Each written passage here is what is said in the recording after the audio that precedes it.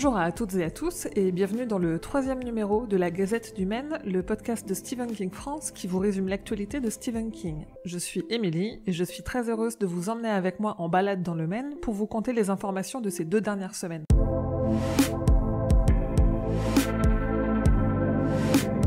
Qui dit fin d'année dit bilan en tout genre. Livre Hebdo a publié son top 50 des livres les plus vendus dans la catégorie imaginaire entre octobre 2017 et septembre 2018. Et parmi Maxime Chatham, Bernard Weber et autres Robin Hobb, Stephen King a le vent en poupe avec pas moins de 11 livres au classement, soit un livre sur 5, dont 3 dans le top 10, les 2 volumes de ça et Le Bazar des mauvais rêves.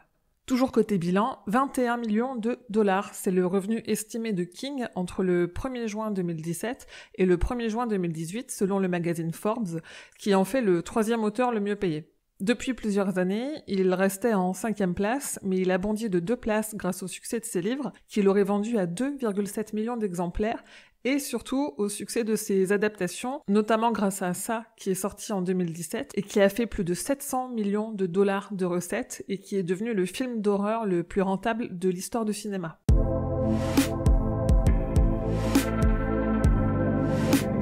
Qui ne connaît pas le film Les Évadés, le film de Frank Darabont qui adapte la nouvelle Rita Hayworth et la rédemption de Shawshank, paru dans différentes saisons. Eh bien, King a confié il y a peu de temps dans une interview qu'il n'a jamais encaissé le chèque de Darabont de 5 000 $ pour les droits de l'adaptation.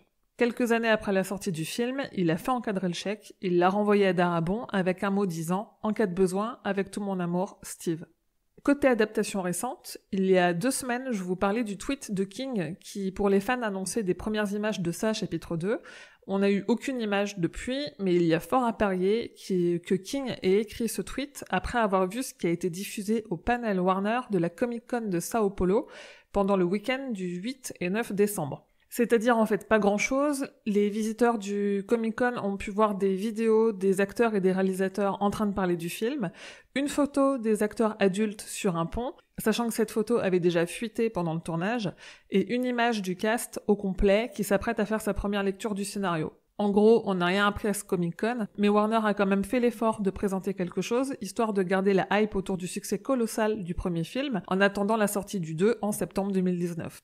Sinon, Castle Rock, la série produite par J.J. Abrams qui s'inspire de l'univers de Stephen King, a été nominée aux Writers Guild Awards, une cérémonie qui récompense les scénaristes de cinéma, de télé et aussi de radio. On a appris que The Shining de Stanley Kubrick vient de rentrer au registre national du film. Alors ce registre, c'est un ensemble de films américains sélectionnés par le Bureau national de préservation des films pour être conservés à la Bibliothèque du Congrès aux États-Unis. Chaque année, 25 titres de plus de 10 ans sont ajoutés pour leur importance culturelle, historique ou esthétique. The Shining est probablement une des pires adaptations de King, à tel point que c'est la seule que King renie. On ne peut pas ignorer que c'est malgré tout un grand film. En tout cas, King ne s'est pas encore exprimé sur le sujet et je doute qu'il le fera. Et enfin, on a la première photo du film Trapped, dans laquelle on voit Anna Rochelle Diaz en plutôt mauvaise posture. On n'a que très peu d'infos sur le film, si ce n'est que c'est d'après une histoire originale de Stephen King et de Richard Kismar.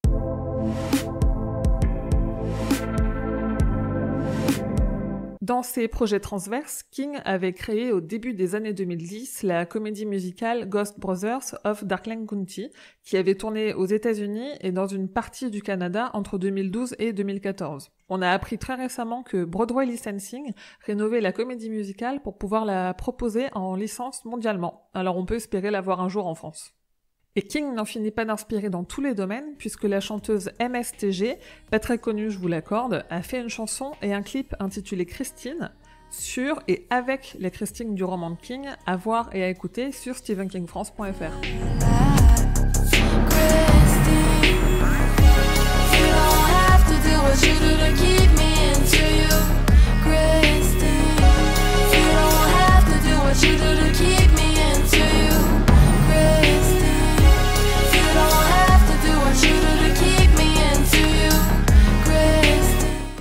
Sinon, une fois n'est pas coutume, pas de gazette sans son lot de nouvelles figurines. NECA a annoncé une figurine Gripsou pour le 2e trimestre 2019 qui met la barre très très haute. Cette action figure de 18 cm a 4 têtes dont 3 inédites, à savoir la tête de Judith, la dame du tableau qui terrorise Stanley Uris, une tête dont des bras d'enfant sortent, et sa tête quand on voit les lumières mortes avec de vraies ampoules LED. Et comme souvent, elle vient avec son lot de mains et de bras interchangeables, dont la version patte d'araignée. J'ai rassemblé en un seul article sur le site plusieurs découvertes. Dans cet article, vous verrez notamment une peluche plush de Gripsou 2017 par Kid Robot, un mug tiki façon divinité sculptée toujours à l'effigie de Gripsou 2017 et des bubble heads de Foko qui représentent Gripsou 1990 cette fois-ci et d'autres qui représentent les jumelles du Shining de Kubrick. Sinon, sur les réseaux sociaux, on a eu droit à une nouvelle photo de son corgi, Molly, et aussi, King a recommandé la lecture de November Road de Lou Bernay. Il a fait un petit peu de lobby pour que Patton Oswalt présente les Oscars 2019.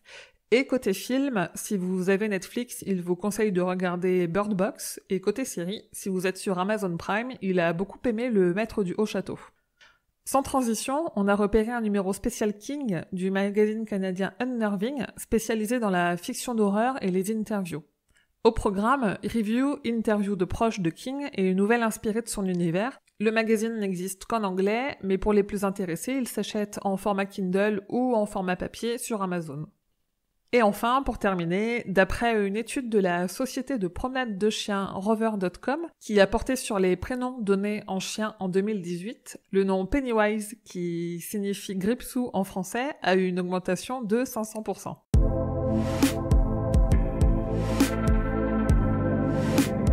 C'est tout pour l'actualité de King. À dans 2 semaines pour le prochain numéro. D'ici là, je vous souhaite d'excellentes fêtes de fin d'année. N'hésitez pas à vous abonner pour ne rien manquer ou à laisser des étoiles iTunes pour continuer à m'encourager. Vous pouvez trouver Stephen King France sur Twitter ou sur Facebook pour échanger avec le reste de la communauté. Et rendez-vous sur le site stephenkingfrance.fr dans l'article de cette gazette numéro 3 pour avoir plus de détails sur toutes les infos dont je viens de vous parler. Merci à vous, fidèles auditeurs et auditrices, que vos journées soient longues et vos nuits plaisantes.